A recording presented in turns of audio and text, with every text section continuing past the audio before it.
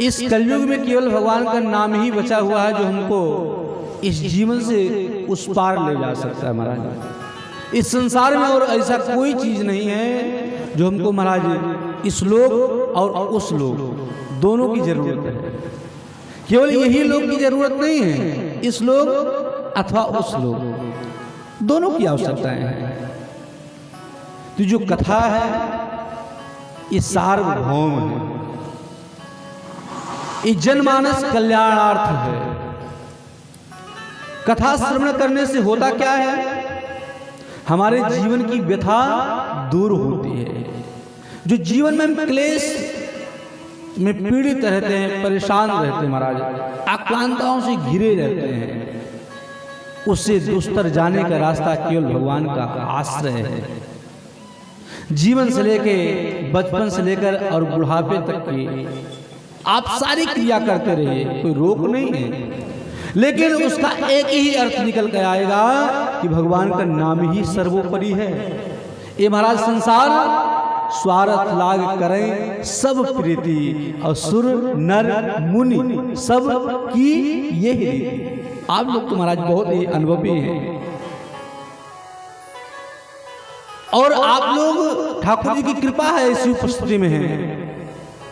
हमारे सूबेदार भैया हैं, साथ में हमारे अतुल जी हैं, उनके पिताजी हैं, और हमारे चंदन जी हैं, और भी हमारे मित्र मंडली सब उपस्थित हैं, सब पूर्व परिचित हैं। लेकिन आप अपने स्वयं सोचिए कि जीवन पर्यंत आप कार्य करते रहिए, आप अच्छा कार्य करेंगे, उसमें हमको आपको जीवन पर्यंत करते करते महाराज संघर्ष का सामना करना पड़ता है। ये ठाकुर जी की कृपा है। तो ऐसे सुंदर कार्य करते समय भगवान के नाम का आश्रय अवश्य लेना चाहिए। तो ठाकुर जी की कृपा और उनकी करुणा ऐसे बरसती रहे। हमारे श्री सूबेदार भैया जो कि हमारे बड़े भाई के समान ही उपस्थित हैं, मैं चाहूँगा एक बार हमारे सूबेदार भैया एक बार जोरदार ताली द्वारा आपका अभिवादन करेंगे। आपका बड़ा ही अथक परिश्रम है महाराज, आप सभी लोगों का है, लेकिन कहते हैं बूंद बूंद से घड़ा भरता है, बूंद बूंद से घड़ा भरता है महाराज। ये आप हमारे जो भी देख रहे हैं यहाँ पर, आप सबका एक समन्वय है। आज जो कथा हमारा थोड़ा सा विलंब हुआ, काफी लोग चर्चा की महाराज बड़ा विलंब हो रहा है, मैं बोला भैया आज सभी लोग कलश यात्रा में उपस्थित थी इसलिए थोड़ा सा थक गए हैं, इसलिए थोड़ा लेट है, लेकिन कल से बिल्कुल समय से ही प्रारंभ होगा महाराज, क्योंकि ठंड का भी समय है, उसको भी हमको ध्यान में रखना है। फिर भी आप लोगों ने आज बहुत ही ध्यान दिया। कलशस्य मुखे विष्णु कंठे रुद्रा समाश्रितः, जो ये कलश यात्रा हुआ, शोभा यात्रा हुआ महाराज, जिस कलश यात्रा को हम आप लेकर भ्रमण किए, जितने भी अनुयायी भक्तवृंद इस कलश का दर्शन किए अथवा भागवत भगवान का दर्शन किए महाराज, वो अपने आप में स्वयं कृतार्थ है, क्योंकि साधारण नहीं है। स्वयं भागवत भगवान कहते हैं, भाग्योदयेन बहुजन्म समर्जितेन सत्संगमं च लभते पुरुषो यदा वे अज्ञान हेतु कृत मोह मदान्धकार नासं विधाय तदोदयते विवेका। भाग्योदयन बहुजन्म समर्जितेन, भाग्योदयन ये आज के नहीं, अनंत काल के जो पुण्य पुंज सुकृत होते हैं, विनाश काले विपरीत बुद्धि, जब अच्छे कार्य में आप उपस्थित रहेंगे, अगर उस महाराज दुर्गुण कार्य आ गए, कोई समस्या का सामना करना पड़ा, फिर भी संघर्ष से हारना नहीं चाहिए महाराज। यही जीवन का तो सर्वोपरि भक्ति है, और मनुष्य का जीवन ही संघर्ष के लिए ही बना है। अगर हम उससे हार गए, उससे पीछे हो गए, तो फिर जीवन कैसा है? जीवन में तो संघर्ष है। बोलते भाग्योदयन, एक नहीं अनंत जन्मों का जब भाग्य उदय होता है, माता पिता बुजुर्गों का जब आशीर्वाद प्राप्त होता है, तब कहीं जाकर ऐसा सुंदर सत्संग का प्रादुर्भाव हो पाता है महाराज। सत्संगम चलते पुरुषो यदावे।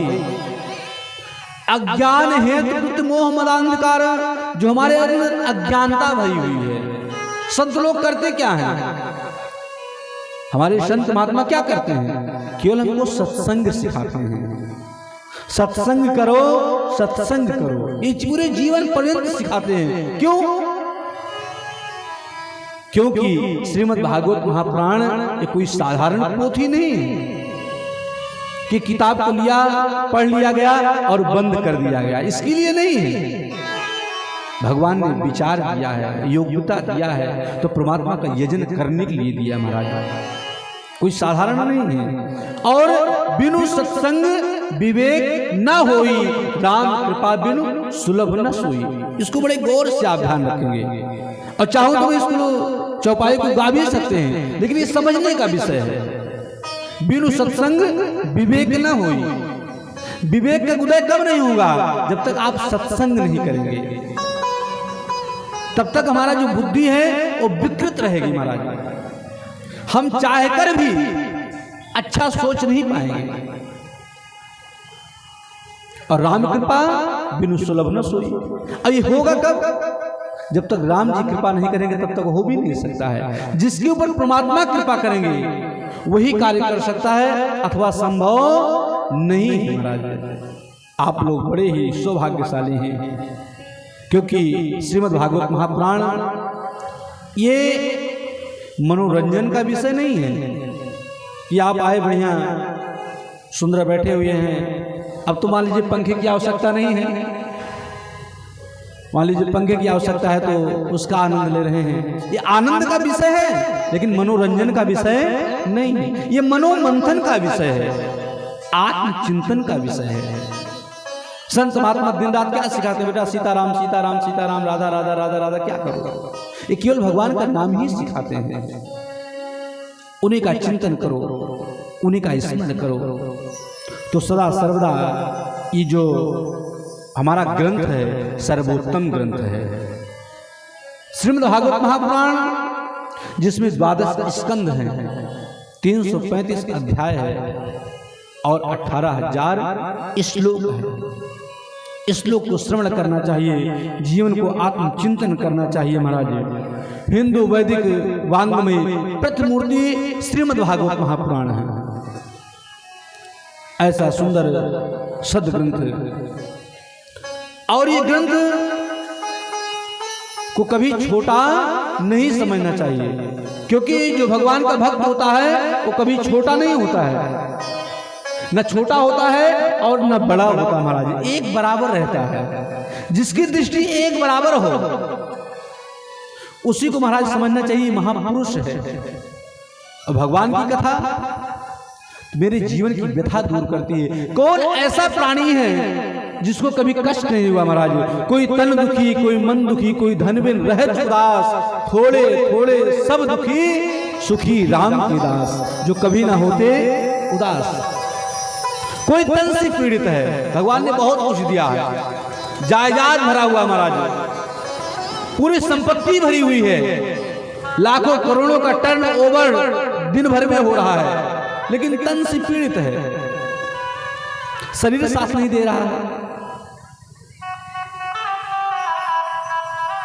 अब कोई मन दुखी, भगवान ने सब कुछ दिया है, तो बेटा नहीं सुनता है तो कोई कहता है बेटी नहीं सुनती है, अरे कोई कहता है मेरी बहू नहीं सुनती है, तो कोई कहती है मेरी सास नहीं सुनती है। कोई मन दुखी, मन से परेशान है, वो कह नहीं सकता किसी से, लेकिन परेशान है। अब कोई धनबिन रहे उदास, किसी के पास भगवान ने इतनी संपत्ति दिया है, कोई कहे खाने वाला नहीं है, उस संपत्ति का करेगा क्या? अब भगवान की लीला बड़ी विचित्र महाराज, किसी के पास इतनी संपत्ति है, कोई खाने वाला नहीं है, अब किसी के पास संपत्ति है नहीं, खिलाएगा? आश्चर्य का विषय है नहीं है? तो ये भगवान की कृपा है महाराज। आप लोग अच्छे और भगवान का सत्संग सुन रहे हैं, इस समय आप अपने आप को धन्यवाद समझिए कि आप इस समय बैठ कर कथा पांडाल में कथा का रसपान कर रहे हैं। कोई बेचारा हॉस्पिटल में होगा, किसी के पेट में चीरा चल रहा होगा, किसी का ऑपरेशन हो रहा होगा, किसी के प्लास्टर चढ़ रहा होगा, वही अनेक अनेक प्रकार से दुखी हैं प्राणी। थोड़े थोड़े सब दुखी, सुखी राम के दास, जो भगवान का भजन करता है। ऐसे सुंदर इस सत्संग में अगर आप गोता न लगाएंगे, आचमन अवगाहन स्नान न करें, तो महाराज जीवन ही व्यर्थ है। जो करते रहोगे जय जय भजन